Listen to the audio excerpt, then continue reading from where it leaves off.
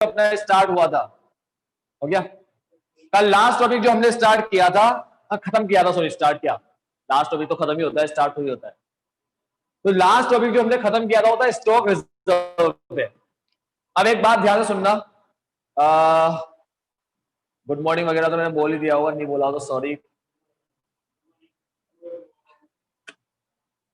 Last topic जो मैंने खत्म किया था वो था स्टॉक रिजर्व पे, और बहुत भारी चीज पढ़ रहे हो तुम लोग, इसीलिए हमेशा बोलता हूँ इसको ट्राई करना, क्वेश्चन करना, घर पे कम से कम आधा घंटा तो निकाल ही लेना। और तुम्हारा बहुत ज्यादा बिजी शेड्यूल हो तो कम से कम इतना करना कि कितना करना, जो मैंने पढ़ाया ना वो कम से कम देख कर आ जाना, ठीक है, इतना तो कर ही लेना।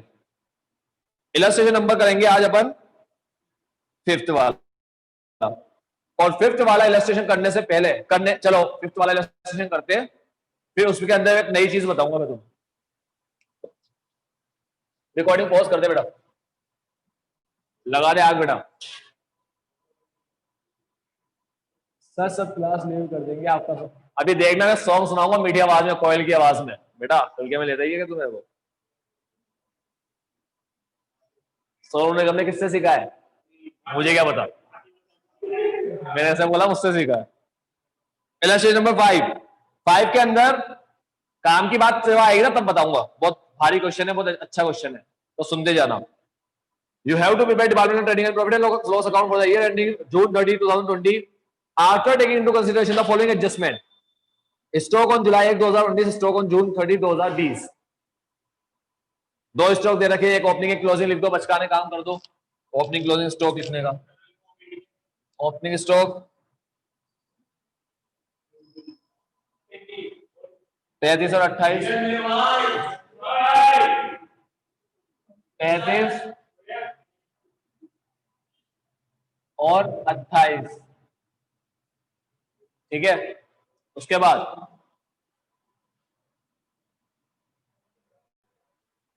क्या क्लोजिंग स्टॉक कितना है, ए बी का 70, 41, 70, 41। परचेज और सेल दे रखिए, परचेज और सेल 4, 55 और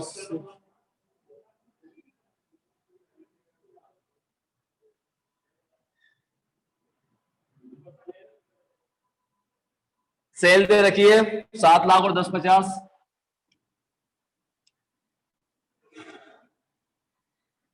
और 10, 50, ठीक है।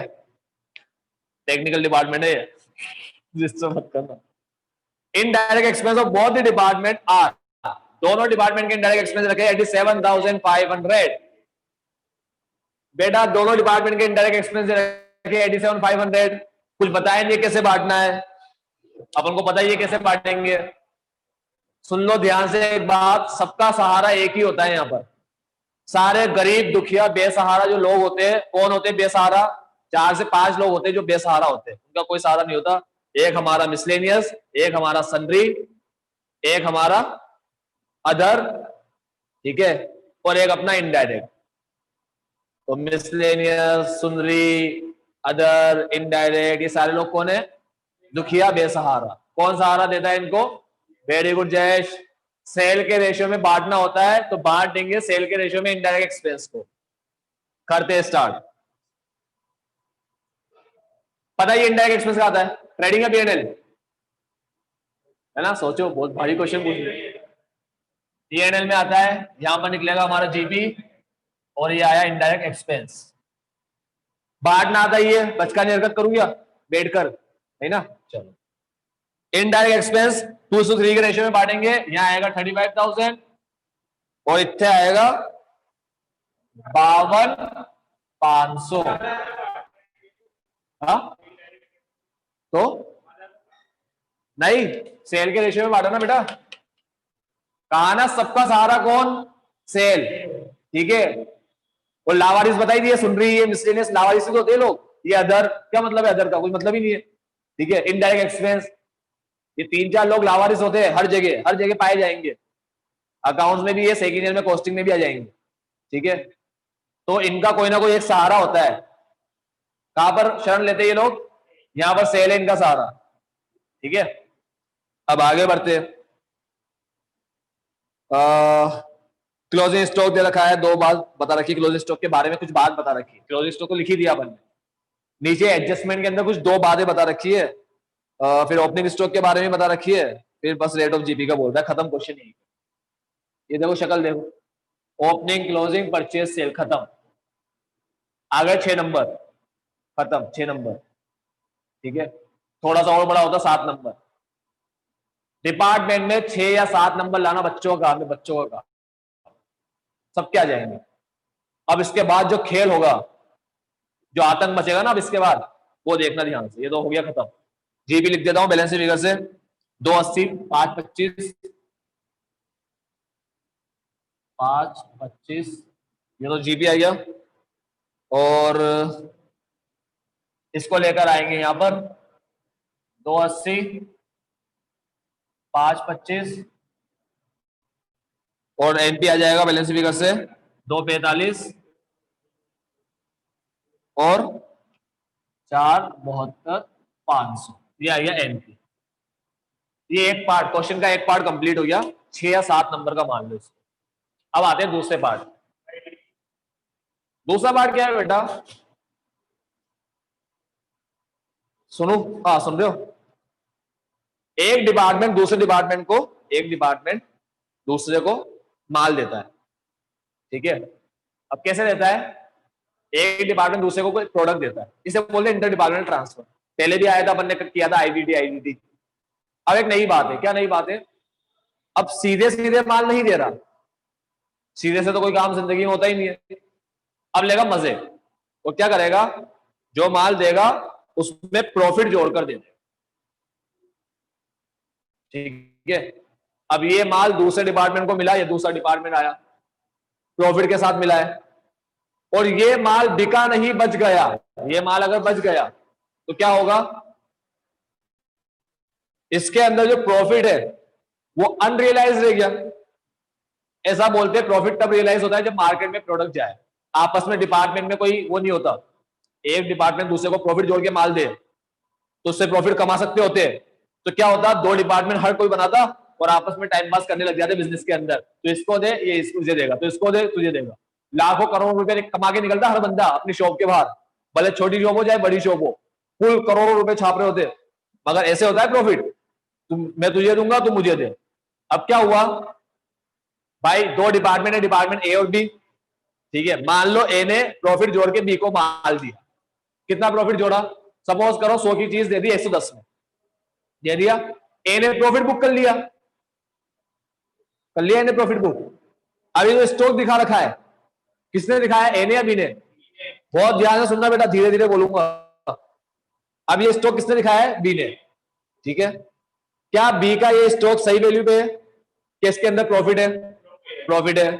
ठीक है, किसका प्रॉफिट है? ए का। ठीक, तो बी के पास जो माल है उसमें ए का प्रॉफिट है और ए ने प्रॉफिट दिखा रखा है।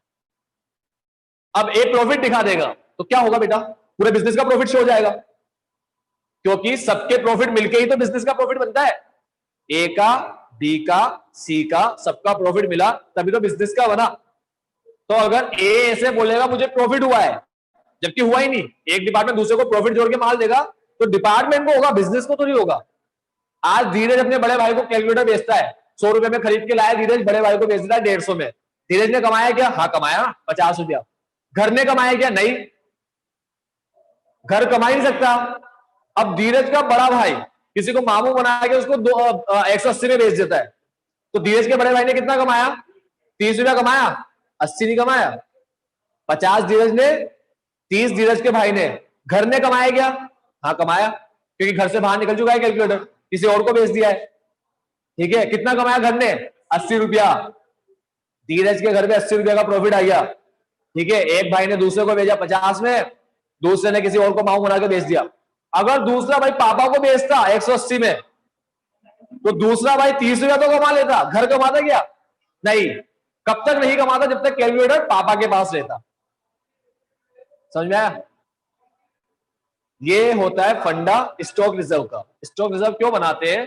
क्योंकि एक डिपार्टमेंट दूसरे को जब माल दे रहा है, ये माल मेरे पास पड़ा है, धीरज पार्टी देगा, ये माल मेरे पास पड़ा है, ठीक है। अब मेरे पास जो माल पड़ा है इसके अंदर प्रॉफिट है प्रॉफिट, और इस प्रॉफिट का नाम क्या है, क्या बोलते हैं इसको, अनरियलाइज प्रॉफिट, ठीक है। तो ए ने बी को माल दिया, इसके अंदर प्रॉफिट है, किसका प्रॉफिट है, तुम लोगों ने कहा ए का, ठीक है। और कौन सा प्रॉफिट कहलाता है, अनरियलाइज प्रॉफिट। समझ गए सारे बच्चे पिक्चर? अनरियलाइज प्रॉफिट का दूसरा नाम होता है स्टॉक रिजर्व। क्या होता है अनरियलाइज प्रॉफिट का दूसरा नाम? Stock reserve. समझ गए क्या सारे? Reply fast.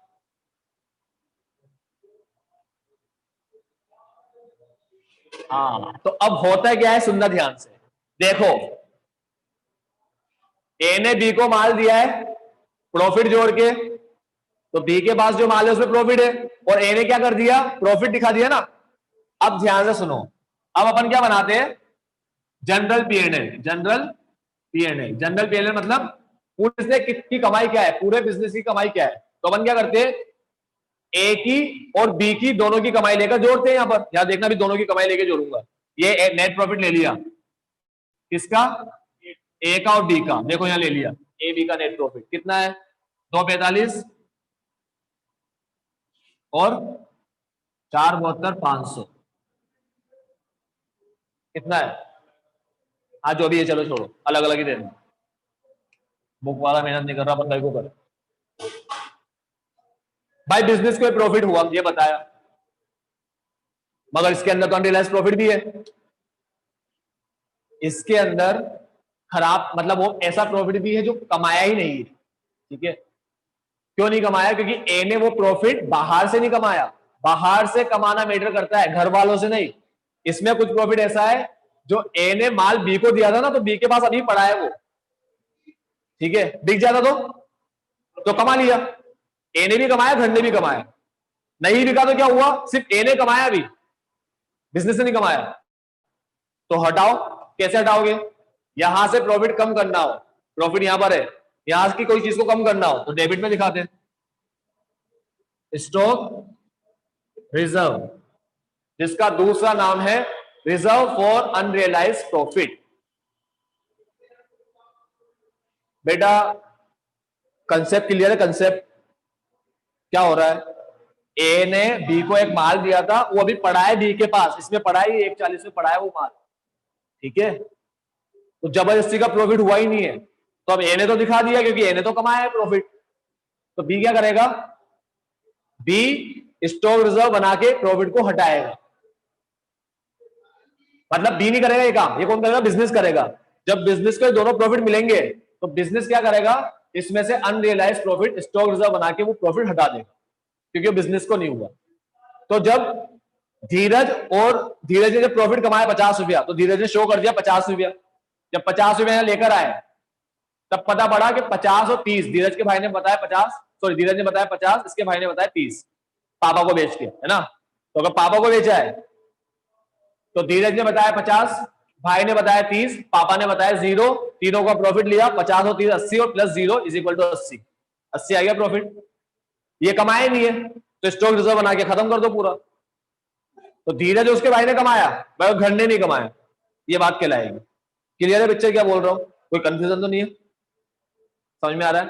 तो अब स्टॉक रिजर्व की शर्तें क्या हुई, स्टॉक रिजर्व की कंडीशंस क्या होगी, जब एक डिपार्टमेंट दूसरे डिपार्टमेंट को प्रॉफिट जोड़ के माल देगा, जब एक डिपार्टमेंट दूसरे डिपार्टमेंट को प्रॉफिट जोड़ के माल देगा, और वो माल, कंडीशन नंबर 2, वो माल दूसरे डिपार्टमेंट के पास या तो थोड़ा या पूरा बच जाएगा, तब जाकर स्टॉक रिजर्व बनेगा, ठीक है। अब मैं बोर्ड पे लिख रहा हूं कंडीशन, कॉपी कर लेना तुम लोग। अरे एक डिपार्टमेंट दूसरे डिपार्टमेंट को प्रॉफिट जोड़कर माल दे, और दूसरे डिपार्टमेंट के पास वो माल बचना भी चाहिए, या तो थोड़ा बचे या पूरा बचे। थोड़ा बचा तो थोड़े का बनेगा, पूरा बचा तो पूरे का बनेगा। अब स्टॉक रिजर्व का फॉर्मूला क्या होता है, स्टॉक रिजर्व का फॉर्मूला होता है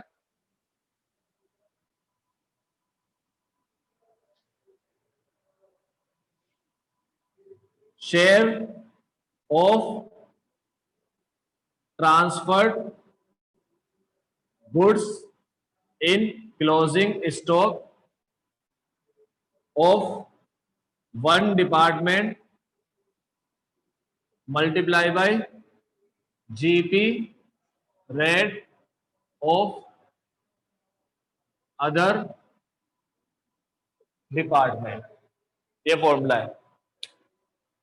share of transferred goods in closing stock of one department multiply by GP rate of other department. ये कौन सा फॉर्मूला है?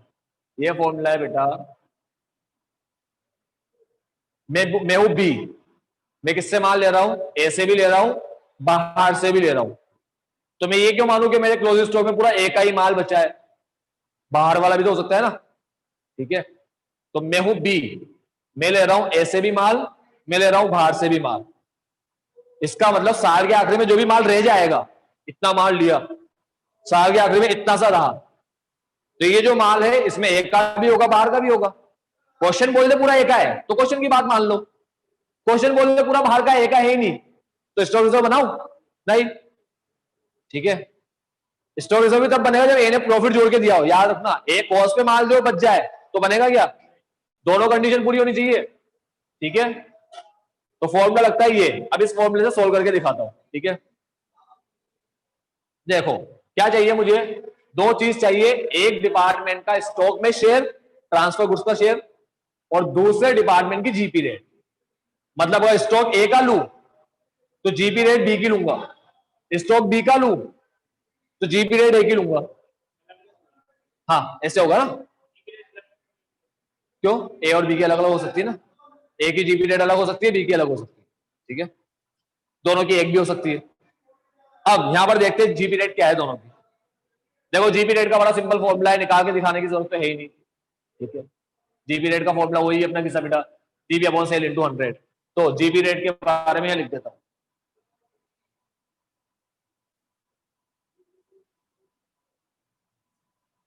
देखना इधर लिख रहा हूं, जीपी रेट निकाल रहा हूं दोनों की।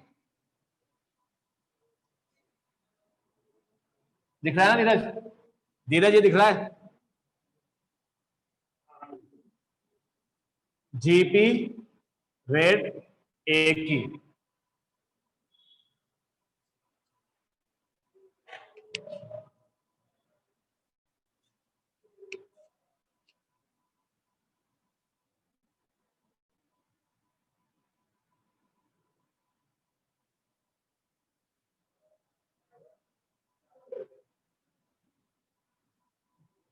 ए बी,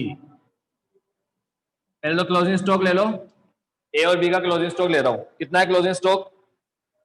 देखो एडजस्टमेंट में लिखा है, पहले तो ये ले लेता हूं, share of transfer good in closing stock. कितना शेयर है ट्रांसफर गुड में? Closing stock of department A, ए के अंदर, ए के अंदर 14,000 है बी का, लिखा है। ए के अंदर कितना है? 14,000 है बी का, ये दे रखा है 14,000 है बी का। तो बी के अंदर कितना है? 21,000। स्टॉक ले लिया into GP rate, into GP rate. ये रहा जीपी अपॉन सेल इंटू 100। कर लोगे ना time pass, GP upon sale into 100, GP upon sale. ए की रेट निकाल के बी में लिखना, निकालना ए की रेट, लिखना बी में। बच्चा ए की रेट ए में लिख देता है, ए को माल दे रहा है बी, तो बी ऐसे पूछेगा क्या तू पता कितना प्रॉफिट चार्ज करूं, ऐसा पूछेगा। तो ए के अंदर ए का रेट मत लिखना, ये माल ए ने बी से लिया है किसके पास? ए के पास। लिया किससे? तो प्रॉफिट किसका होगा? तो ए का क्यों लिखेंगे कि बी का लिखेंगे? बी का लिखेंगे ना रेट। तो बी का रेट क्या है? बी की रेट है 50%, यहां आएगा 50%, और ए की रेट है 40%, यहां आएगा 40%, ठीक। तो क्या बना रिजर्व? ये रिजर्व बना अपना स्टॉक रिजर्व, क्लोजिंग स्टॉक का रिजर्व बना, क्लोजिंग स्टॉक रिजर्व। कितना बना? 14 का 50%, 7,000, 21 का 40%, 10,500, सॉरी 50%। क्या बना?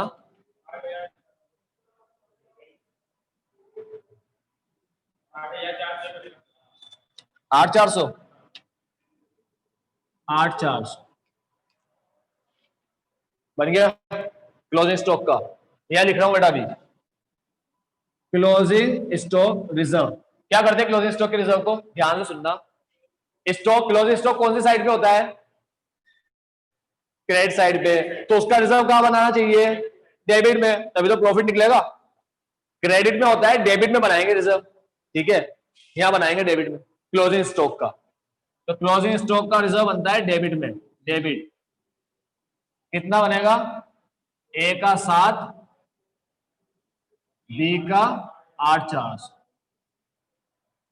ये तो हो गई बात क्लोजिंग स्टॉक रिजर्व की। अब आते हैं opening stock.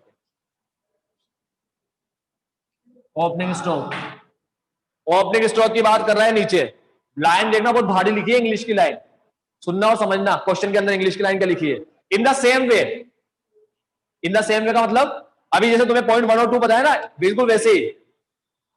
Both of the department of July 1 2019 include goods 7,000 10,500। 1 जुलाई को भी इंक्लूड था। 1 जुलाई मतलब ओपनिंग के टाइम पे, ओपनिंग साल शुरू होने के टाइम पे, महीना शुरू होने के टाइम पे, महीना, हाँ साल शुरू होने के टाइम पे। 1 जुलाई मतलब साल शुरू होने के टाइम पे, उस टाइम में भी इंक्लूड था। कितना इंक्लूड था? 7,000 और 10,500।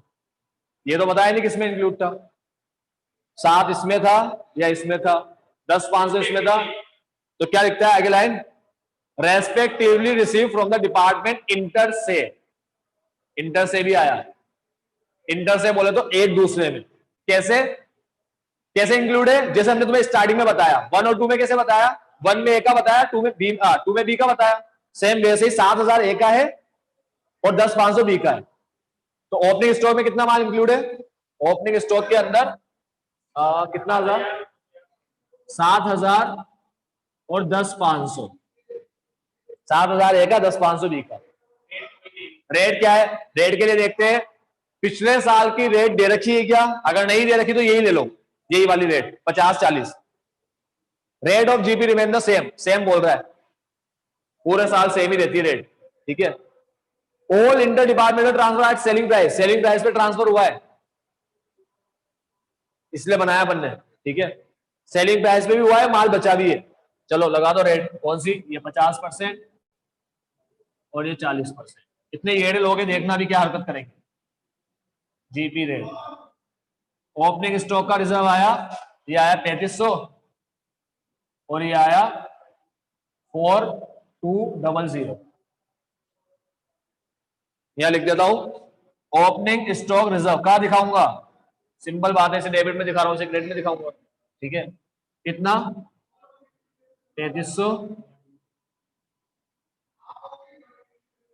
अब ध्यान से देखना, क्लोजिंग स्टॉक का रिजर्व, ओपनिंग स्टॉक का रिजर्व, एक को दिखाना है डेबिट में, एक को दिखाना है क्रेडिट में। तो टाइम पास क्यों हो रहा है? माइनस करके जो बड़ा है वो दिखा देंगे। एडजस्टमेंट एंट्री करते थे ना 12th क्लास में, ऐसे करते थे। डेबिट की अलग कर रहे हैं, क्रेडिट की अलग कर रहे हैं, फिर डेबिट की कर रहे हैं, फिर क्रेडिट की कर रहे हैं। क्या करते थे? सब एड लेस करके नेट इफेक्ट दिखाते थे, एक सिंगल एंट्री। तो स्टॉक की भी सिंगल एंट्री करनी है। माइनस कर दो, 7 में से 3.5 गया तो 3.5 बचा, इसमें से 4200 गया तो 4200 बचा, है ना? कितना येड़ा क्वेश्चन। वो एंट्री इससे करेगा, बच्चा समझेगा ओपनिंग स्टॉक के कर लिया है, क्लोजिंग स्टॉक को तो लिया ही नहीं। ठीक है, समझना बेटा, ये पागल लोग है, क्वेश्चन कैसे ही बना देते हैं। कौन सा बड़ा है दोनों में से? डेबिट। तो ये दोनों कहां पर दिखाएंगे अपन? डेबिट में। ठीक है, यहां दिखा दो डेबिट साइड में। 3,500, 4,200। ये स्टोरी सब आ गया, एड लेस करके आ जाएगा net profit 7,09,800 transfer to balance sheet. 7,09,800 ये हो गया क्वेश्चन खत्म। स्टॉक रिजर्व का कौन सा स्टॉक रिजर्व है? अनरियलाइज्ड प्रॉफिट का। कल कौन सा स्टॉक रिजर्व पढ़ा था बनने? कल वो स्टॉक रिजर्व था जब माल पड़ा पड़ा उसकी वैल्यू या तो डाउन हो जाए, या वो आउटडेट हो जाए, या वो सड़ जाए, या कुछ प्रॉब्लम आ जाए। तो स्टॉक अपनी वैल्यू जब कम कर देता है मार्केट में, तो तुम्हें पता ही है स्टॉक को किस पे दिखाते हैं। सुन लो बेटा ध्यान से, जो बोल रहा हूं। जब स्टॉक पड़ा पड़ा पुराना हो जाए, कल भी एक स्टॉक रिजर्व पड़ा था, और ध्यान से देखना, पिछला क्वेश्चन जो कल पढ़ाया था ना, उसके अंदर स्टॉक रिजर्व इसमें बनाया था डिपार्टमेंटल ट्रेडिंग में, अगर याद हो तो। आज इसमें बना रहा हूं, फर्क समझ लो दोनों में, अगर तुम होश में हो तो। ठीक है, तुम होश में हो, तुमने क्वेश्चन देखा हो तो कल का स्टॉक रिजर्व डिपार्टमेंटल ट्रेडिंग में बुक के अंदर देख लो, पिछला क्वेश्चन डिपार्टमेंट के अंदर मिलेगा। आज का स्टॉक रिजर्व जनरल, इसमें जनरल पीएनएल में क्या फर्क है कल में और आज में? कल का स्टॉक रिजर्व था जब स्टॉक पड़ा पड़ा अपनी वैल्यू खो दे या आउट ऑफ डेट हो जाए, पड़ा है बहुत टाइम से नहीं बिक रहा माल, तो थोड़ा पुराना हो गया, तो क्या होता है, स्टॉक को दिखाने का अकाउंटिंग तरीका बताता है। 11th क्लास में पढ़े थे कॉस्ट कंसेप्ट, ठीक है, सॉरी 11th क्लास में मान लो कि पढ़े थे कि स्टॉक मेजर करने का एक कंसेप्ट होता है। कौन सा कंसेप्ट होता है? वो कंसेप्ट होता है कॉस्ट और market value which ever is lower. तो जब स्टॉक की मार्केट वैल्यू कम हो जाए तो क्या करते हैं, जो मार्केट वैल्यू उस पर दिखाते हैं। मान लो हमारे पास स्टॉक पड़ा कितने का, 1 लाख का, मार्केट में उसकी वैल्यू 80 हो जाए, मार्केट में 80 हो जाए, तो 1 लाख का स्टॉक है, उसमें से 20,000 कम करो। कैसे करोगे? स्टॉक रिजर्व बनाकर, ठीक है। तो जब वैल्यू में कमी आने की वजह से स्टॉक रिजर्व बनेगा, सुनना ध्यान से लाइन, वैल्यू में कमी आने की वजह से स्टॉक रिजर्व बनेगा तो इसमें दिखाएंगे। और जब ये वाला स्टॉक रिजर्व बनेगा, एक डिपार्टमेंट दूसरे को ट्रांसफर कर रहा है प्रॉफिट जोड़ के, अनरियलाइज प्रॉफिट वाला, एक आता है वैल्यू में कमी वाला, एक आता है कौन सा, अनरियलाइज प्रॉफिट वाला। तो जब अनरियलाइज प्रॉफिट वाला बनेगा तो यहां बनाएंगे जनरल पीएनएल। समझे कंसेप्ट? 2 स्टॉक रिजर्व है, तो एक तो आया वैल्यू में कमी वाला कल, बस अब कभी जिंदगी में नहीं आना, आना ही नहीं है। एग्जाम में भी क्वेश्चन आया तो वो पुराना वाला ही आएगा जो कल पढ़ा है, कोई नया क्वेश्चन नहीं बनाएंगे। ये बात फिट कर लो, ये जो तुम बुक पढ़ रहे हो ना, इसके बाहर से क्वेश्चन नहीं आ सकता, आ ही नहीं सकता कहीं से कहीं तक। कंफर्म है, एक क्वेश्चन इस बुक से बाहर नहीं जाना, जो इस बुक में है वही आना है, चाहे कुछ भी हो जाए।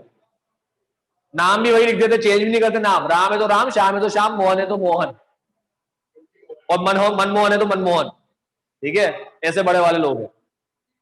तो पूरी बुक में एक ही क्वेश्चन है। दूसरा वाला जो पार्ट है, कौन सा वाला पार्ट है दूसरा, ये आज जो अपन ने पढ़ा, इसके क्वेश्चन की शुरुआत हो चुकी, अब से चैप्टर शुरू हो रहा है यहां से, ठीक है। अब लगेगा धूम मचेगी, अब आतंकी आतंकी पूरे चैप्टर में, अब ठीक है, तबाही मचा देगा, तबाही है चैप्टर, ठीक। तो अब से स्टार्ट हुआ है चैप्टर, ध्यान से समझना इस चीजों को, इनके क्वेश्चन करना, वीडियो पॉज कर, मैं question. Bye bye, take care and have a nice